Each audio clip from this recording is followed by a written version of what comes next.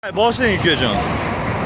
Akalar bitta e'tibor berasizlar, Captiva mashinasini 1 tonnali elektronika motorolimiz haydang ketdi. Na, siltamasdan ketdi. Mana tortib ketyapti. 2 tonna, 2,5 tonnadan oshiq mashinani mana nech tezlikda ketyapti. Tezlik nechida ketyapti?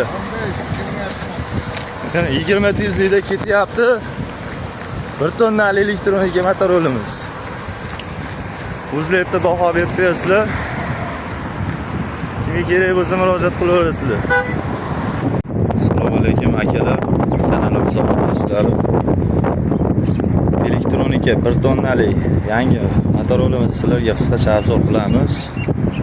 Bu motorolimiz yangi 2025-yildan bo'lib bort razmerlari 1.80 ga 1.30 qilib ishlangan. Balon razmerlari Razra Cherokee oldi 500 ga 12, arqa balonlar off-road 7 ga 10 qilib ishlangan. Balonni yondan chiqib turishini qaranglar akalar. Xo'p, bu motorolimizni yonida qo'shimcha tiyagalari bor. Ichida troslari, sidinalarni yotkizdirsalaring arqaga ham bemalol shu kishi o'tirib ketaveradi. Hop, oldi tarafiga keladigan bo'lsa, ramalari 3 sloyli qilib ishlangan.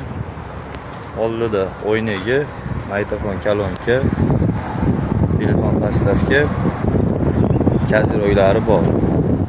Faralariga bitta e'tibor berasizlar, akalar, faralari 3 ta vaqtda, 2 ta o'rtasida jami 8 ta fara qilingan. Hop, motorolimizni taylarni bir ko'ramiz hozir. Ramalariga e'tibor berasizlar, akalar, ramalar o'ta qalin qilib ishlangan. Resort, 4 ta mashina, 4 ta amortizator. Qayda profillariga e'tibor berasizlar, 9 tali qilib qo'yilgan bu motorimizga. Miya motori keladigan bo'lsa, miya motori 1008 vatt gorni motor qo'yilgan, e'tibor berasizlar. Akkumulyatori 72 volt, 70 amper. 70 amperli akkumulyatordan 6 ta qo'yilgan. Bu akkumulyator bilan sizlar bemalol 70-80 km masofani yuk bilan yuraverasizlar. Kimga kerak bo'lsa, akalar, pastda nomerlarga murojaat qilaverasizlar.